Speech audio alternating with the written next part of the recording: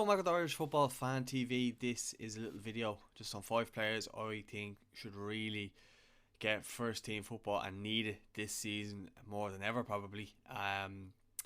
We're looking around the Irish team. We're obviously not blessed with the best of talent at the moment, but a couple of the younger players I think need to leave at the minute, and two of them are strikers. So the first two, it's not really in any particular order, but I'm gonna go first up with Aaron Connolly.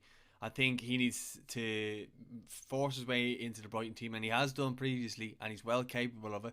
The only thing I will say is he gets injured a lot, so if he can manage his injuries, he's looked sharp in pre-season so far. So it would be a matter of managing his injuries and maybe managing his form as well, and probably staying out of trouble off the pitch as well. I would like to see Aaron hit the ground running early with Brighton and maybe take that form then into the internationals, obviously with Ireland. But for his own sake, I think he needs to focus solely on his club career right now and just get his head down, get working, and get scoring goals, because we all know he's well capable of scoring the goals. It's just been a matter of he probably hasn't been, you know, himself recently in recent months and whatever. But as well as that, we have to remember he is very young. In my opinion, he's the best of our young strikers. And look, you only have to look at his Premier League goals to show that. I mean, in comparison to our other strikers, I think he's shown the most ability out of a lot of them, and I think that shows again by scoring goals in the Premier League. And I think he is determined this season to make his mark. He broke through before scoring those 2 goals against Spurs, and everyone said he hasn't really lived up to it since then. But look, I think this season he can really get a run in the first team, and if he can try and avoid injuries and just keep scoring goals and maybe hit double figures in the Premier League this season, I think that would be a successful season for Aaron. At number 2, I'm going to go with Idah. We know, look, he's had a lot of problems getting into the Norwich team in the last 2 years. He was more or less a sub when they were in the Premier League, and he was coming on for the last few minutes in games and stuff like that.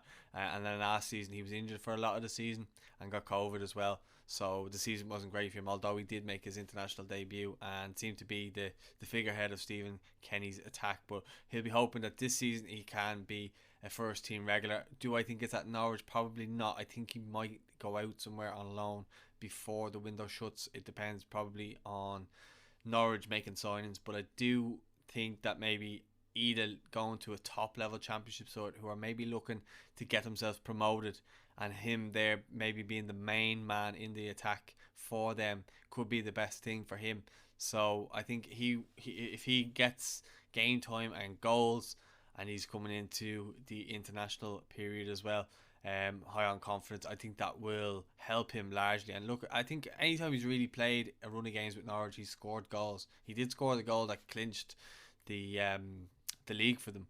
So look, he is well capable of scoring goals when he's fit. If he stays at Norwich, okay, I just don't see how he gets into the starting 11 at the moment. But if I'm wrong, I hope I am. But at the end of the day, he needs game time. Same as Aaron Connolly. I think the two of them, I think they really need to kick on this season, and if they can avoid injuries and they can hit the back of the net a few times, again, double figures would be a great season for Idah as well, and maybe his first international goal for Ireland, and maybe as well for Aaron as well. At number 3 then I have Shane Duffy. We all know Shane Duffy had a terrible year last year, from probably the moment COVID hit, his father passing away. The move to Celtic didn't work out, we know that. The whole idea was for him to go up there, win the 10th league title, and ride off into the sunset as a hero. Sadly, it went probably the polar opposite of that for him. It seems to be a very lonely time for him at Celtic. We obviously know there was COVID restrictions and so on, so I don't think it will be as easy for him to go and maybe meet up with his teammates and bond that way or whatever. So I would say that it was very tough for him up in Scotland, and I have heard reports of that as well. So he's gone back to Brighton. He went back early. He was straight in training. He looks to be in good shape. Will he get into the Brighton team? I don't think so under Graham Potter, but I think he could probably get again a top end championship team that are maybe pushing for promotion. I really think Shane Duffy needs a big season this year. He's been very good for Ireland over the last number of years. We know that, and he's never really let Ireland down. I think he made maybe one mistake against Bulgaria and then made up for it by scoring the equaliser in that game. But other than that, I can't think of too many things off the top of my head that Shane Duffy has done wrong for Ireland, and he's been a real key player for us, especially defensively. So I think having Shane Duffy fully fit and playing regularly at a club in which he's felt like he's loved, maybe a very defensive club where he's sitting on the edge of his box heading balls away, which we all know that he's great at making blocks. We all know he's great at doing those things. So I'd like to see Shane get, maybe I think he should leave Brighton and get a club. If you can get a Premier League club, even better. I think a Premier League club who maybe are coming up could suit him as well. So let me know what you think of that one. Then at number 4, I'm going to go Conor Coady. Again, another player who I wouldn't say struggled. He struggled to get into the Aston Villa team, but when he did play, I think Villa fans always thought he gave a good account of himself. Whereas I think now Villa are maybe looking to get to the next level in terms of transfers. I mean, they're just about to announce Leon Bailey, if he hasn't been announced already, from Bayer Leverkusen, which is a statement signing, I think. And I think that, yeah, if they sell Jack Grealish, I think they're going to be looking at, okay, how can we replace Jack Grealish with a Jack Grealish level player? Unfortunately, Conor probably isn't up to that standard, and I don't think he will be. I think he's probably reached his peak, and again, maybe a team that just came up promoted or a top end championship team pushing for promotion would be the best bet. Similar to what he did with Swansea, where he went to Swansea and he was brilliant at Swansea. Maybe going to Swansea and coming back to Villa might give him the confidence that he needs if he can stay at Villa and get into the team. Great.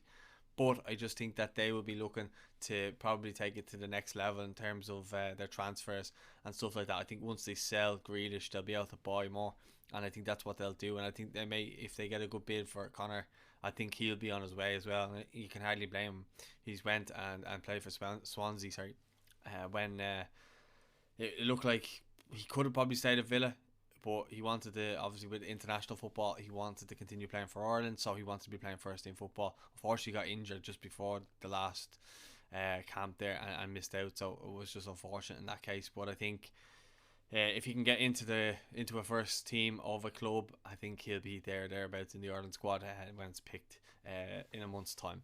So yeah, I think then at number 5 it's Darren Randolph.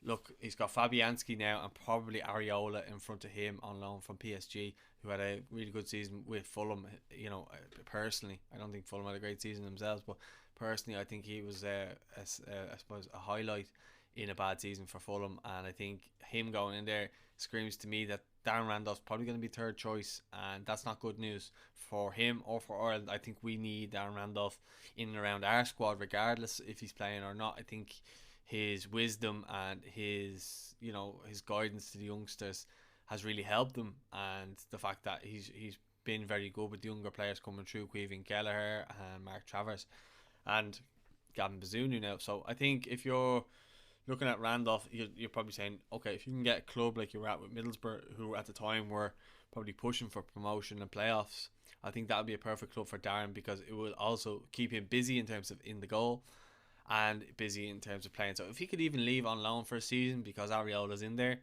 then that would be great, and I'd love to see him again. I don't want to keep saying the same things in terms of a top end championship team or a level, but we've got to understand what level I think we are at as a country right now, and I think a lot of the players would settle for that. Look, I think if those 5 players are kicking on this season and playing first team football and sharp, I think that will bode well for Ireland and for them as well in terms of their careers. So yeah, that's been my 5 players. There's probably other players that could have made the list as well, Jason Malumbi and a couple of others, but you can let me know if there's a couple of players that maybe I missed, or maybe I should have done 10. Let me know your thoughts in the comments. Don't forget to hit the like button, don't forget to hit the subscribe button as well, and if you want to check out our merch, you can check it out there at irishfantv.myshopify.com. Thanks very much for watching, guys, and I'll speak to you all soon. Take care.